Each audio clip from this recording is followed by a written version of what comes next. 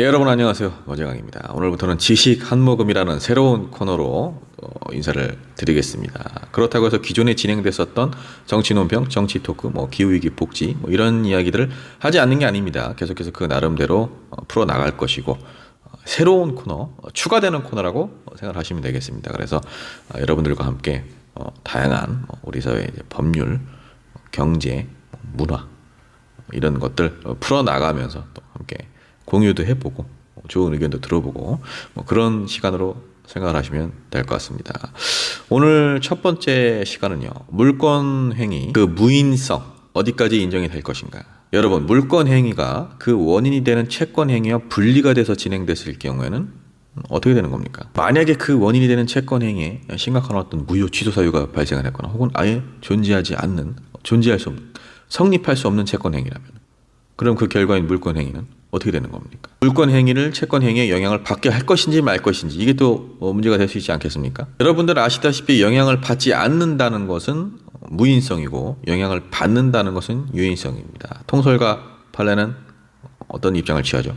유인성 입장을 취하죠. 물론 이러한 문제를 논하기 앞서 물권행위와 채권행위가 서로 독립성이 인정되지 않아야 이 화두를 던질 수가 있는 거죠. 학설과 판례는 다양합니다. 유인론, 무인론, 상대적 무인론. 그러나 이제 아까 말씀드렸듯이 유인론이 통설과 다수설인데, 예를 한번 들어보죠. 우리 일상생활에서도 적용할 수 있습니다. 이런 일들이 종종 일어나곤 합니다.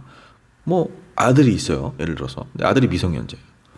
부모 몰래, 아버지 몰래 집에 있는 부동산 다른 사람한테 등기를 해줘 버립니다.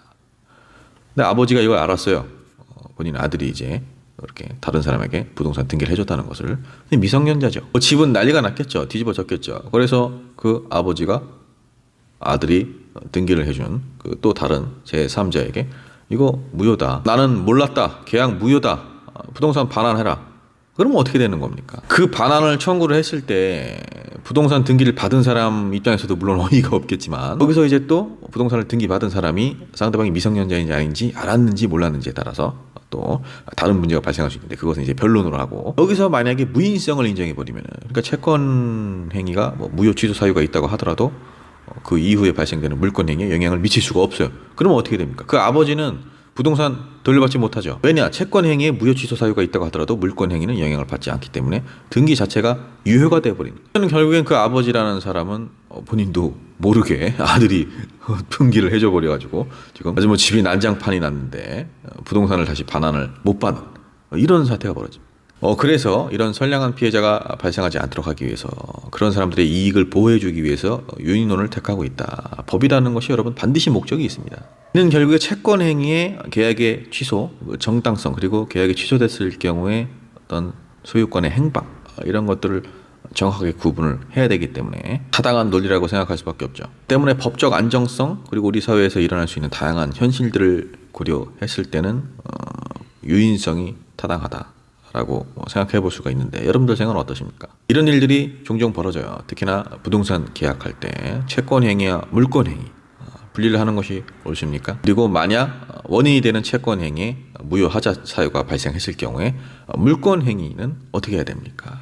여러분들은 어떻게 생각하십니까? 자, 오늘 마재강의 지식 한모금, 물권행위의 무인성 어디까지 인정할 것인가 편이었습니다.